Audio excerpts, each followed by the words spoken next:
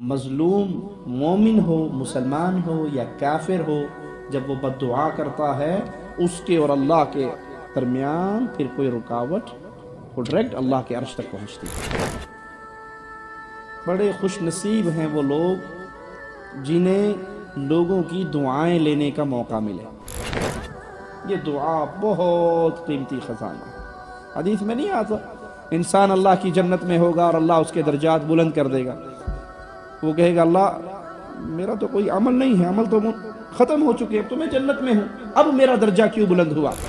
حدیث میں آتا ہے نا اپنے مریضوں کا علاج کرو صدقے کے ذریعے، صدقے کے ذریعے اپنے مریضوں کا علاج کرو۔ ایک شخص نے مجھے ایک مریض کا واقعہ سنایا۔ اگر آپ پہلی مرتبہ ہمارے چینل پر تشریف لائے ہیں کرتے ہیں پلیز سبسکرائب کر لیجئے۔ دیکھیے اگر کسی نے کسی مسلمان پر زیادتی کی ہے تو وہ اپنے اللہ کے ہاں اس کی شکایت کر سکتا ہے۔ اگر کسی نے کسی مسلمان پر زیادتی کی ہے تو وہ اللہ کے دربار میں اس کے لیے شکایت کر سکتا ہے، بددعا کر سکتا ہے، رب کا دروازہ کھٹکھٹا سکتا ہے۔ اور اللہ کے نبی صلی اللہ علیہ وسلم نے جب سیدنا معاذ کو یمن کی طرف بھیجا تو انہیں جو ارشادات آپ نے سنائے اس میں ایک فرمان آپ کا یہ بھی تھا، اے معاذ مظلوم کی بددعا سے بچنا۔ بھیجا کہاں تھا؟ وہ کون تھے؟ عیسائی، کفار تھے نا، اور وہاں آپ کہہ رہے ہیں کہ مظلوم کی بددعا سے بچنا۔ یاد رکھنا اگر مظلوم کافر بھی ہو، اگر مظلوم کافر بھی ہو تو اس کی پکار بھی سیدھی اللہ کے عرش تک جاتی ہے۔ یہاں شرط نہیں ہے مسلمان کی، اگر مظلوم کافر ہے اور آپ کافر کا حق مار رہے ہو۔ ایک شخص کا قصہ ہمیں کسی ساتھی نے سنایا کہ وہ ایک شخص پر ظلم کر رہا تھا، اس نے اسے پکڑ کے کہا کہ یہ کیا کر رہے ہو اس کے ساتھ؟ اس نے کہا ماڑا تمہیں کیا مشکل ہے؟ معلوم نہیں ہے کہ یہ ہندو ہے، کافر ہے؟ کافر ہو تو کوئی مشکل نہیں ہے۔ نہیں، اگر وہ مظلوم کافر بھی ہے اور آپ اس پر ظلم کر رہے ہو، اس کا حق مار رہے ہو، تو یاد رکھو مظلوم مومن ہو، مسلمان ہو یا کافر ہو، جب وہ بد دعا کرتا ہے اس کے اور اللہ کے درمیان پھر کوئی رکاوٹ، وہ ڈائریکٹ اللہ کے عرش تک پہنچتی ہے۔ اس لیے بد دعا سے بچیے۔ بڑے خوش نصیب ہیں وہ لوگ جنہیں لوگوں کی دعائیں لینے کا موقع ملے۔ بہت خوش نصیب ہیں وہ لوگ، اور بڑے ہی بد نصیب ہیں وہ لوگ جو کوشش کرتے ہیں کس طرح لوگوں سے بد دعائیں لی جائیں۔ جو دعائیں لیتے ہیں وہ تو خوش نصیب ہیں، جن کی فکر یہ ہوتی ہے ہمیں دعا مل جائے۔ مجھے پچھلے ہفتے ایک سعودی نے میرے موبائل پہ ایک میسیج بھیجا، میں حیران رہ گیا اس بندے کی فکر پر۔ اللہ ایسی فکر ہم سب کو عطا فرمائے۔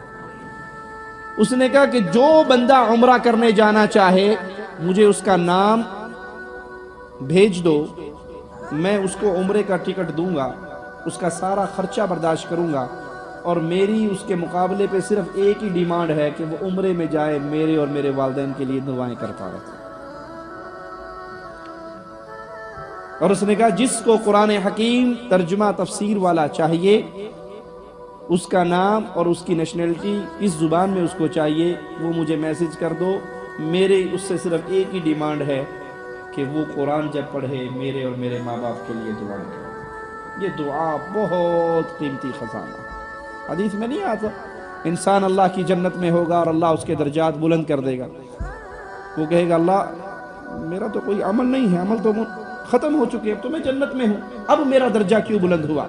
جواب ملے گا تیرا نیک بیٹا تیرے لیے دعائیں کرتا ہے۔ تو کوشش کیجئے لوگ آپ کو دعائیں دیں، آپ کے درجات بلند ہوں، اور بچئے لوگوں کی آہ سے بچئے، لوگوں کی بددعا سے بچئے، کیونکہ مظلوم کی بددعا ہو سکتا ہے انسان کی بربادی کے لیے کافی ہو جائے۔ اللہ کے حبیب علیہ الصلاۃ والسلام نے سوال کیا تھا تم میں مسکین کون ہے؟ مسکین کون ہے؟ کہا جس کے پاس پیسہ نہ ہو، مال نہ ہو، یہ مسکین ہے؟ کہا نہیں، یہ دنیا کی تقسیم ہے۔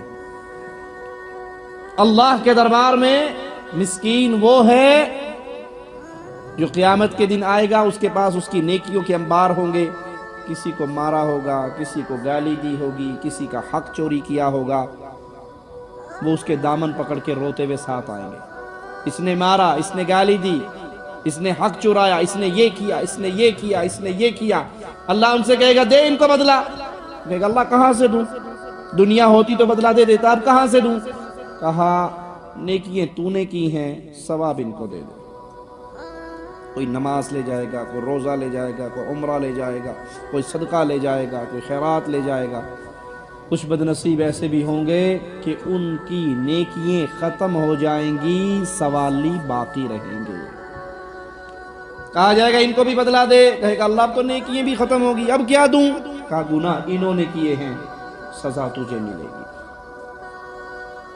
مظلوم کی آہ سے بچئے، بہنوں کا حق مارنے سے بچئے، کسی کی چوری کرنے سے رکیے، کیونکہ اس کی بددعا ہو سکتا ہے آپ کے لیے بربادی کا پیغام لے آئے۔ اور لوگوں سے دعائیں لیجئے۔ حدیث میں آتا ہے نا، اپنے مریضوں کا علاج کرو صدقے کے ذریعے، صدقے کے ذریعے اپنے مریضوں کا علاج کرو۔ ایک شخص نے مجھے ایک مریض کا واقعہ سنایا کہ وہ اپنے مریض کو ڈاکٹر کے پاس لے کر جاتا اور اس ڈاکٹر سے ملاقات پہ اس سے پوچھتا کہ اس کی علاج پہ کتنا خرچ آنے والا ہے۔ وہ ڈاکٹر بتا دیتا کہ اس پہ اتنا خرچ ہے۔ وہ علاج نہ لیتا، علاج نہ کرواتا اور مریض کو لے کے چلا جاتا اور کچھ دنوں بعد ٹھیک ہو جاتا۔ پھر کبھی بیمار ہوتا، ڈاکٹر کے پاس آتا، صرف خرچ پوچھتا کہ اس پہ خرچ کتنا ہونے والا ہے۔ تو ایک دن ڈاکٹر نے پوچھ لیا کہ یہ کیا کرتے ہو، آتے ہو خرچ پوچھ کے چلے جاتے ہو، دوائی کبھی نہیں لیتے؟ کہا حدیث میں آیا ہے کہ اپنے مریضوں کا علاج صدقے سے کرو۔ میں جب کوئی مریض ہوتا ہے تو پوچھتا ہوں کہ اس کے علاج پہ کتنا خرچہ آنا ہے، وہ خرچ میں اللہ کے راستے میں دے دیتا ہوں، اللہ میرے مریض کو شفا دے دیتا ہوں۔ شہد سے علاج کیجئے، دعا سے علاج کیجئے، صدقے سے علاج کیجئے۔ اللہ ہم سب کو دعا لینے والے کام کرنے کی توفیق عطا فرمائے اور بد دعا لینے کے اعمال سے اللہ ہم سب کو بچائے۔